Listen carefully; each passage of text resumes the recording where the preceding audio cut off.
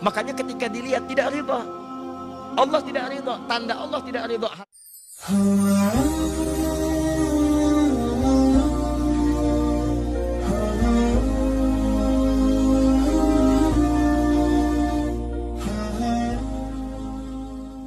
Bahkan ketika Allah menciptakan manusia, itu melekat semua nilai kemuliaan pada dirinya. Yang itu mesti dipertahankan sampai kembali kepada Allah Subhanahu wa Ta'ala. Tadi kita berhenti di Quran surah ke-17 ayat 70. Walaqad karramna bani Adam. Sungguh kami telah muliakan semua anak cucu Adam. Mulia. Dan ketika disebut mulia, itu melekat pada seluruh anggota tubuh kita. Makanya saking mulianya jasad ini, tidak boleh anggota tubuh kita digunakan untuk hal-hal yang tidak mulia. Misal, saya sering tanyakan pada teman-teman, apa fungsi mata? Kebanyakan orang mengatakan untuk melihat. Beda. Mata kita ini mata mulia. Karena itu ketika keluar tuntunan tentang melihat, itu penglihatan dilekatkan dengan kemuliaan. Kalau cuma melihat, hewan pun melihat. Dan tidak layak membandingkan mata hewan dengan mata kita. Karena mata hewan tidak mulia sekalipun melihat, maka itu dia tidak dihisab. Tidak dihisab, tapi mata kita dihisab. Saking mulianya. Quran surah 17 ayat 36. Inna sam'a wal basara wal fu'ada kullu ulaika kana anhu mas'ula. Sungguh pendengaran manusia, penglihatannya, bahkan apa yang ia fikirkan, itu akan dihisab dan ditanya oleh Allah Subhanahu wa Ta'ala. Makanya ketika mata Anda akan digunakan untuk melihat, kata Allah, saya tidak ridha kalau digunakan pada yang tidak baik. Turun Quran surah ke-24, surah cahaya. Mata orang-orang yang bercahaya akan berbeda dengan mata biasa. Ayat 30 untuk laki-laki, wa kullil mu'minina yaghuddu min absarihim. Katakan pada pria-pria beriman, kalau matanya ingin dipakai melihat, lihat yang baik-baik, yang mulia-mulia. Yang tidak mulia, palingkan. Yang tidak layak untuk dilihat, palingkan. Maaf, gambar-gambar kotor, pornografi, porno aksi, itu tidak mulia. Makanya ketika dilihat, tidak ridha. Allah tidak ridha, tanda Allah tidak ridha. Hati kita pun merasa gelisah dan bersalah di dalamnya. Kalau tidak percaya silahkan, Anda mencoba melihat gambar-gambar yang tidak seronok, hati Anda akan menolak. Karena jiwa Anda mulia. Maka hati Anda mengatakan palingkan, itu tidak layak. Palingkan. Bahkan lisan Anda pun dibimbing untuk beristighfar. Astagfirullah, palingkan. Itu enggak bagus. Lisan, karena lisan ini mulia, maka Allah turunkan ayat-ayat kemuliaan menjaga lisan kita supaya tidak keluar dari kemuliaannya. Lisan orang mulia kata-katanya mulia, maka tidak layak keluar celaan dari lisannya. Turun Quran surah 49 ayat 11 sampai dengan 12-nya. Ya ayyuhalladzina amanu, dibuka dengan iman. Kalau ada ayat dibuka dengan iman, kalau isinya perintah, maka perintah itu jadi indikator tingkat keimanan kita. Kalau isinya larangan, maka larangan itu pun menjadi indikator tingkat keimanan kita. Kalau ada orang cepat menunaikan perintahnya, maka itu pertanda imannya kuat. Misal, ayat iman pertama di Al-Baqarah ayat ketiga. Alladzina yu'minuna bil ghaib wa yuqimunas shalah. Iman disandingkan dengan sholat. Ketika iman disandingkan dengan sholat, maka sholat menjadi indikator tingkat keimanan seorang hamba. Allahu Akbar, Allahu Akbar. Anda teringat langsung ke masjid. Iman Anda standar. Standar.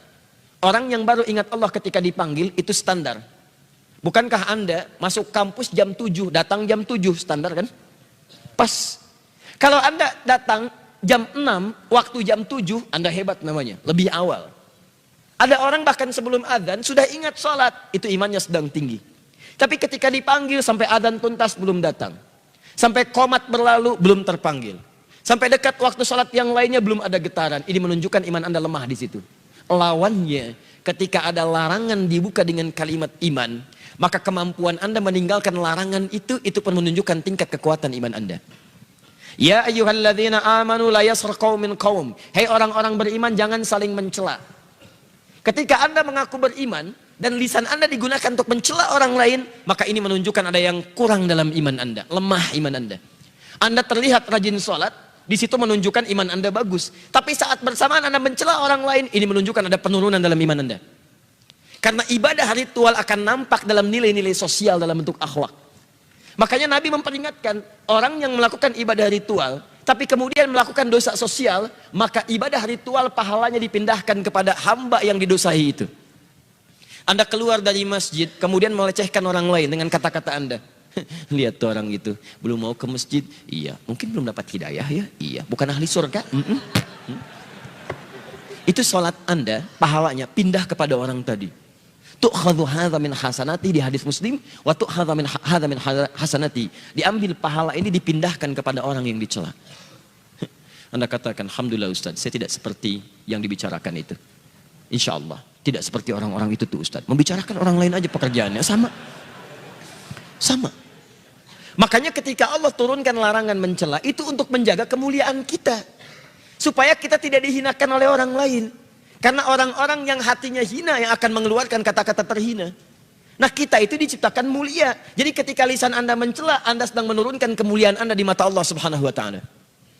Catat itu baik-baik. Nah sekarang persoalannya, ketika Allah muliakan Anda, justru Anda menyandingkan kemuliaan itu dengan hewan yang jauh statusnya. Maka ini merendahkan kemudian ketetapan Allah Subhanahu wa Ta'ala, itu yang sangat berbahaya. Itu yang paling bahaya. Yang layak kemudian diturunkan statusnya bahkan lebih daripada hewan, itu hanya orang-orang yang tidak mau mendekat kepada Allah Subhanahu wa Ta'ala. Sampai turun Quran surah ke-7 Al-A'raf ayat 179. Walaqad dzara'na li jahannam katsiran minal jinni wal ins lahum qulubun la yafqahuna biha wa lahum a'yunun la yubsiruna biha wa lahum adhanun la yasma'una biha ulaika kal an'am bal hum adall. Allah hanya membuat perumpamaan menyandingkan manusia sama dengan hewan, bahkan di bawah hewan ketika semua fungsi tubuhnya tidak mau menerima hidayah Allah Subhanahu wa Ta'ala. Diajak untuk mendapatkan kebaikan, akalnya sulit menerima. Dengar azan, tutup kuping. Melihat orang sholat, alergi. Kalau semua itu dibawa sampai menghadap Allah, maka kata Allah status orang itu kalau tidak mau berubah lebih rendah dibandingkan dengan hewan. Lebih rendah. Lebih rendah. Maaf sekarang, ada orang-orang yang mengajak pada kebaikan. Ngajak Anda sholat, ngajak Anda mendekat pada Allah, ngajarkan isi Quran. Lalu Anda turunkan status yang menjadi sama dengan hewan. Ada yang salah dengan cara berfikirnya. Saya ingin sampaikan, kita mulai dari yang kecil-kecil dulu.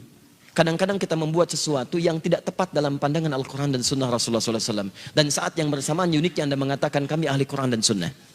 Di mana Qurannya, mana Sunnahnya? Awas hati-hati.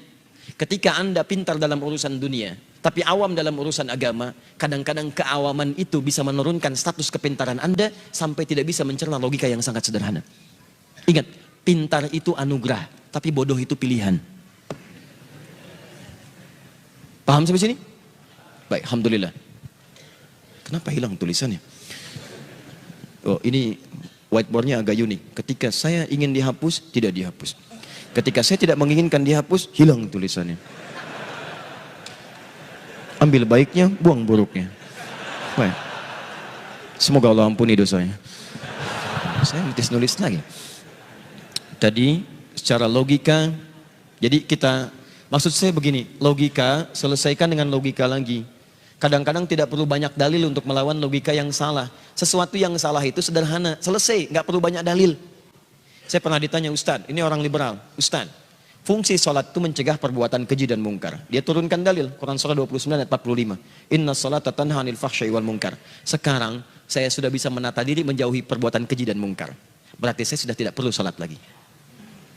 Saya katakan, maaf mas, meninggalkan sholat termasuk perbuatan mungkar. Selesai. Paham? Dia katakan, saya sudah bebas dari perbuatan keji dan mungkar, tidak perlu sholat lagi. Kami jawab, meninggalkan sholat itu perbuatan mungkar. Jadi kalau Anda meninggalkan sholat, berarti Anda belum terbebas dari perbuatan mungkar. Artinya Anda masih harus terus menunaikan sholat sampai dengan kembali kepada Allah Subhanahu wa Ta'ala. Paham sampai sini? Saya di Hamburg beberapa waktu lalu, disoal juga oleh orang liberal. Ustadz, kenapa tidak ada nabi perempuan? Kemudian dia bercanda, kalau ada namanya Nabi Yahya bukan nabi. Bukan. Dulu nabinya laki-laki, itu yang namanya perempuan. Dulu nabinya laki-laki karena perempuannya seperti Sayyidah Khadijah, Sayyidah Aisyah. Sekarang Anda nanya nabinya perempuan karena orangnya seperti Anda. Ini yang pencuri sudah kita selesaikan. Ini logikanya yang salah. 2, logika hewan sudah juga kita jawab. Bahwa ini fatal, bahkan bisa berpotensi menyalahi ketetapan Allah Subhanahu wa Ta'ala. Dan dosanya dosa kuadrat di sini. Hati-hati, ini lebih bahaya. Baik. Sekarang bagian yang ketiga. Sekarang ada dalil-dalil yang digunakan. Bagaimana kemudian kita bisa mengupas tuntas dalil dimaksud sehingga sesuai dengan pemahaman yang benar menurut para ulama dan salafus saleh. Karena memahami dalil itu tidak bisa sendirian. Anda baca, Anda paham, mustahil. Imam Al-Bukhari itu menulis Sahih Al-Bukhari 16 tahun. Sebagian ditulis di Mekah, disempurnakan di Madinah.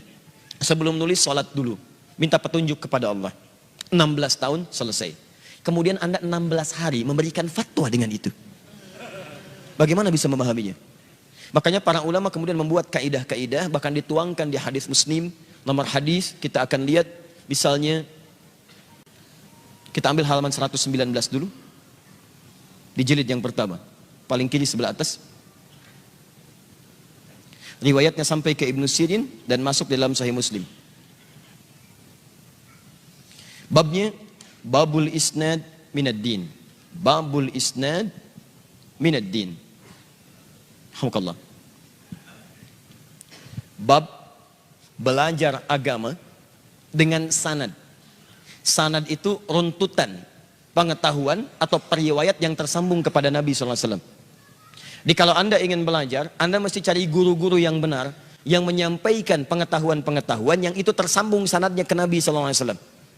Dapat dari si fulan, dapat dari si fulan, dapat dari si fulan, itu sanad.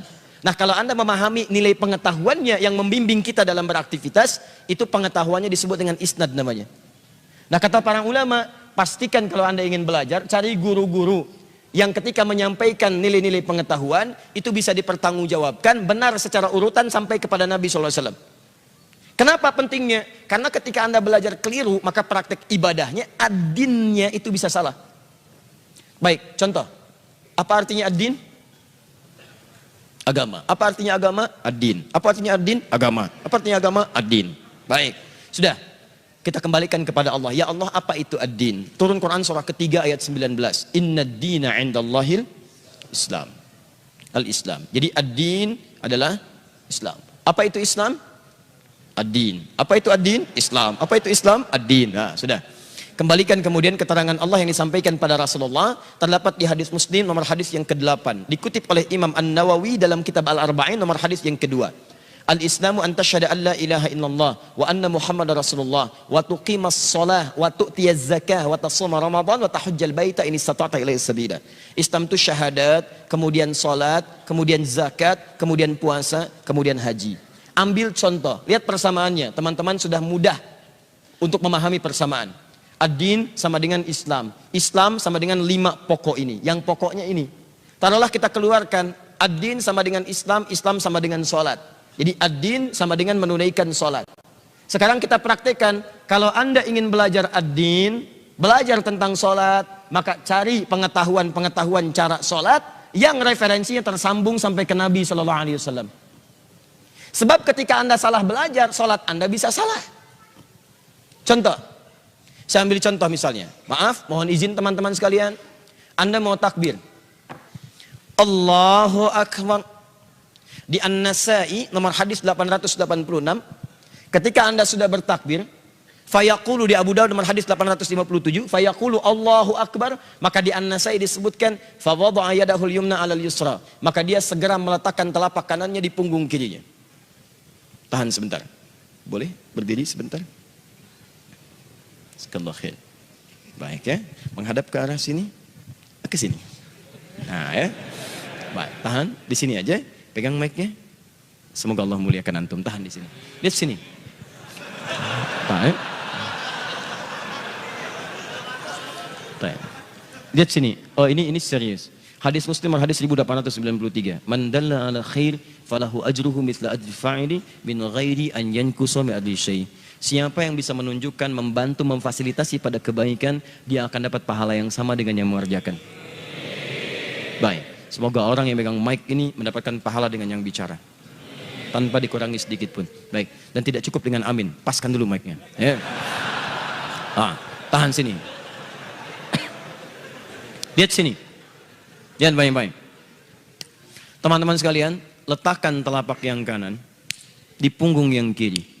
Saya belum akan bicara meletakkan dulu. Tapi saya ingin bicara antara mengangkat dengan meletakkan. Itu pakai fa. Fa wada'a.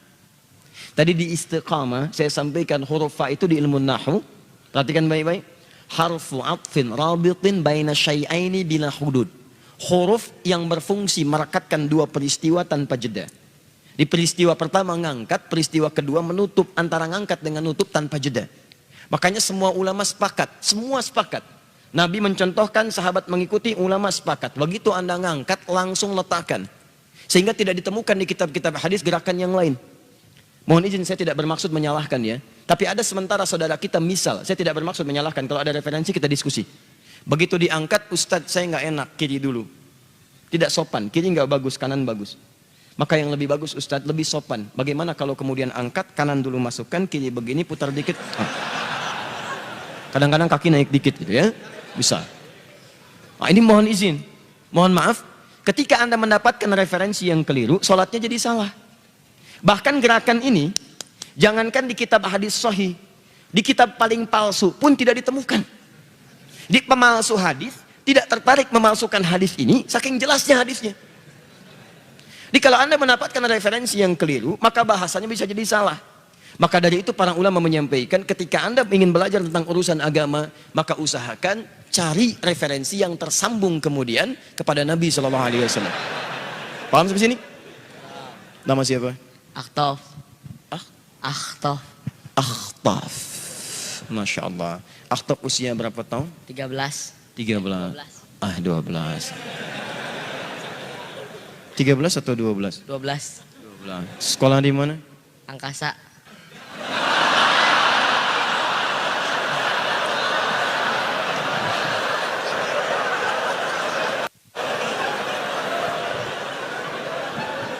Baik.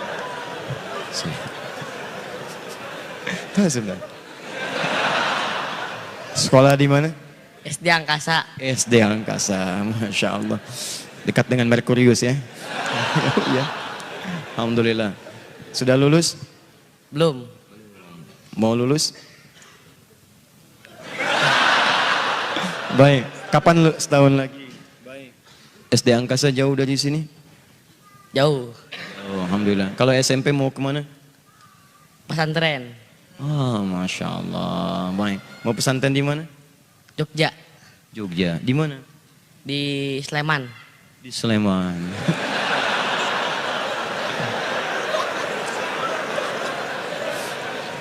Ya sudahlah kalau begitu ya.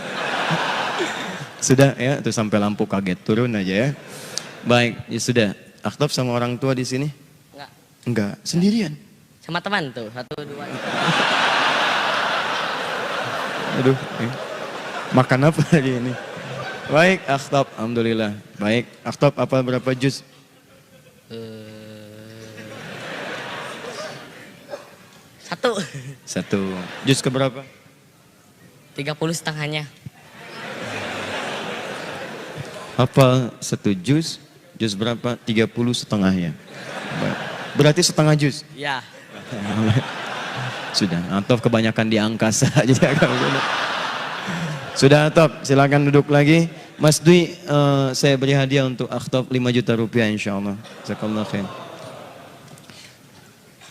Waalaikumsalam. Sudah ya? Ada yang mau pegang mic lagi? Ini. Tahan. Sekarang, jadi kalau kita ingin benar ibadahnya, maka mesti kemudian mendapatkan guru-guru yang mendapat pengetahuan yang jelas. Tersambung. Nah, pengetahuan jalurnya disebut dengan sanad. Siapa pengetahuan yang jelas ini? Oleh Nabi langsung diberi penjelasan sendiri.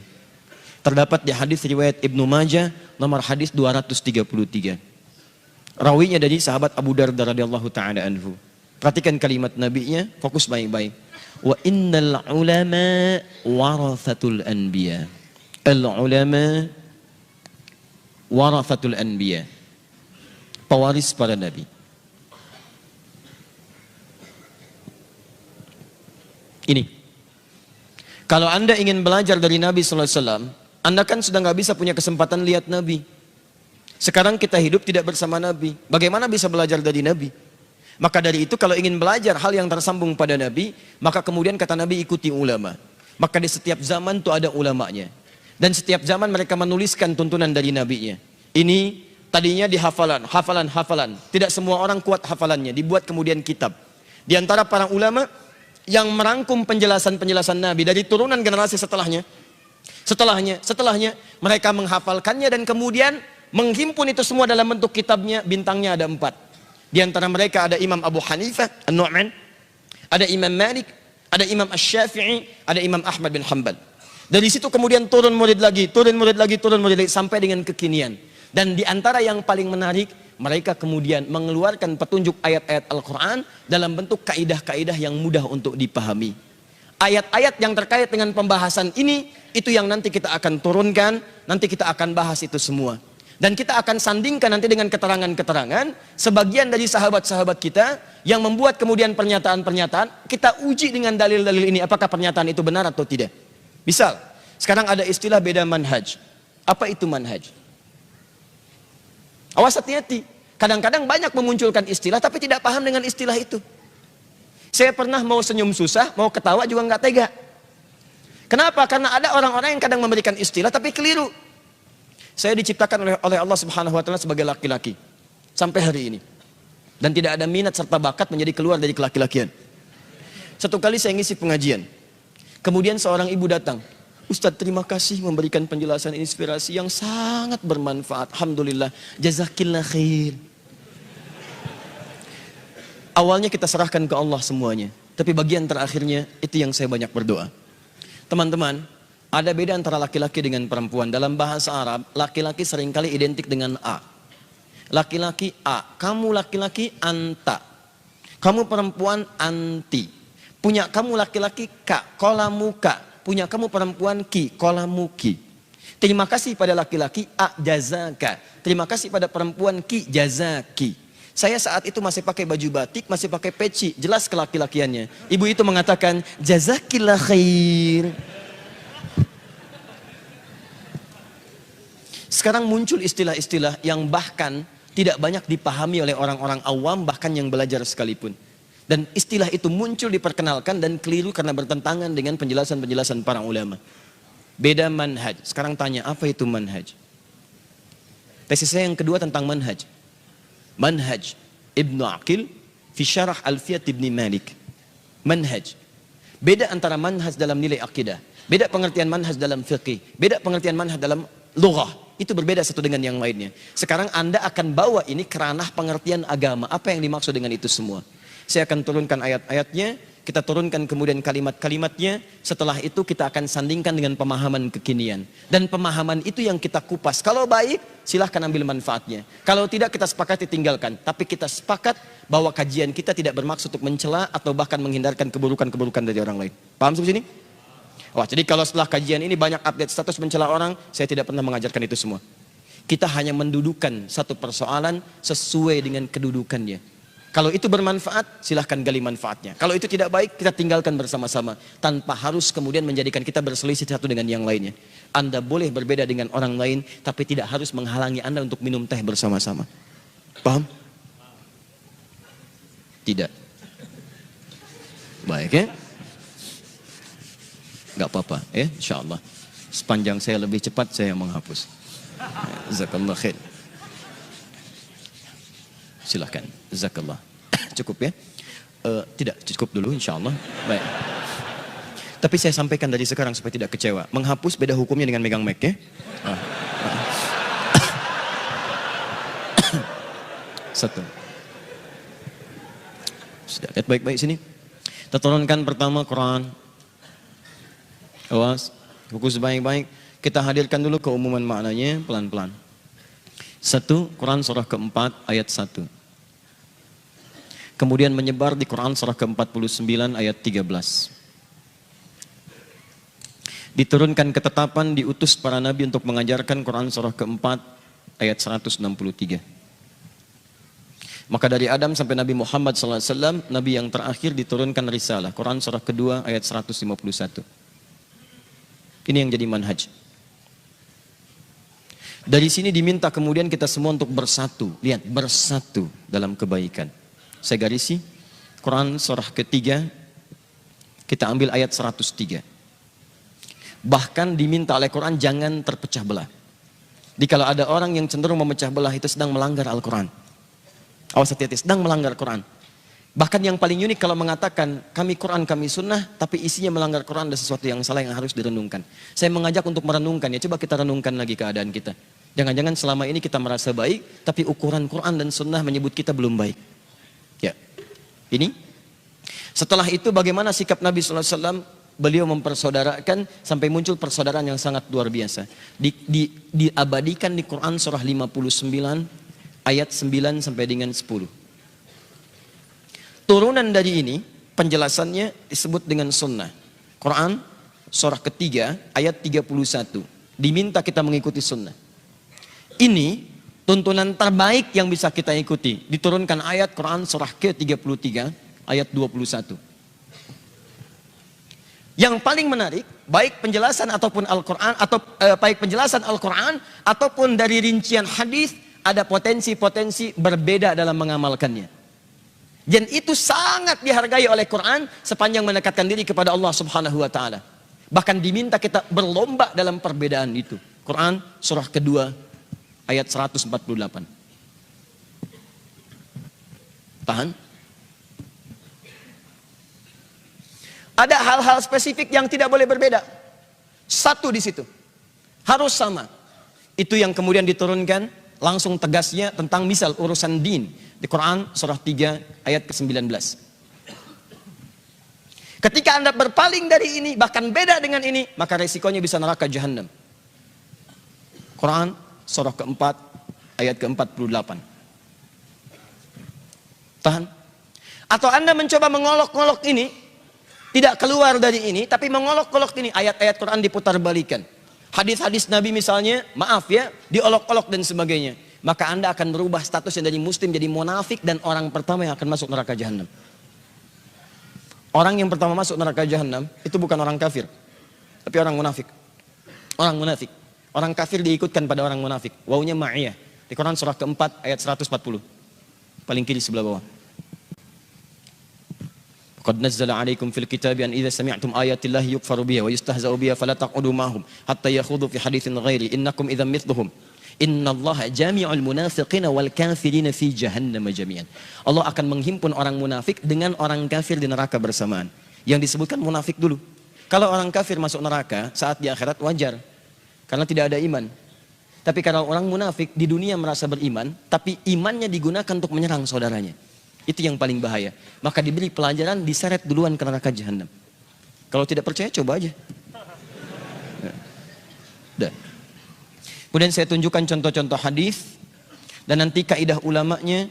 Contoh hadis ini saya kosongkan dulu supaya mudah memberikan contohnya. Nanti kaidah ulamanya kita turunkan menjadi satu kajian. Kajian ini disebut dengan fikih ikhtilaf namanya. Fiqhul ikhtilaf. Ini yang bisa menjembatani semua persoalan-persoalan perbedaan bisa dijembatani sehingga bisa saling mengerti satu dengan yang lainnya. Ada hal yang kita sepakati, di situ kita semua mesti satu. Kalau beda, itu yang kita berikan solusi. Tapi indahnya Quran, sekalipun beda, ada cara untuk memberikan solusi terbaiknya. Saya tidak pernah temukan dalam Al-Quran, kalau beda dengan dia, marahi dia. Itu nggak ada. Nggak ada. Bahkan termasuk dengan non-muslim, indah dalam Islam itu. Indah. Anda bahkan dilarang untuk memperkenalkan Islam kepada orang lain dengan cara paksaan. Dilarang. Turun Quran surah kedua ayat 256.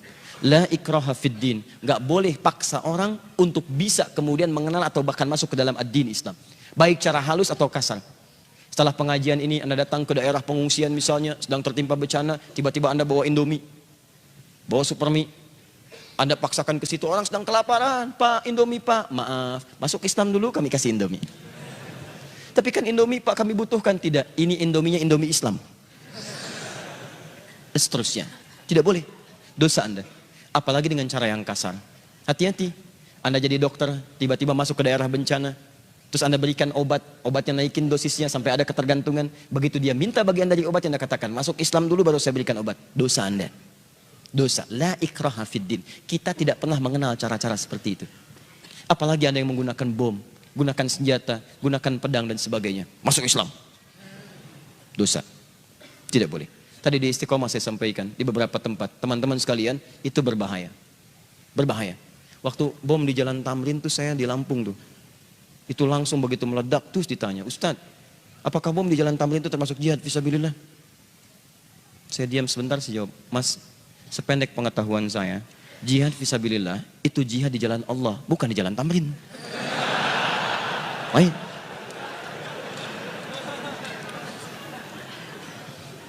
Ini selesai, nanti bagian sininya, tahan sebentar. Turun Quran surah ke-16 ayat 125.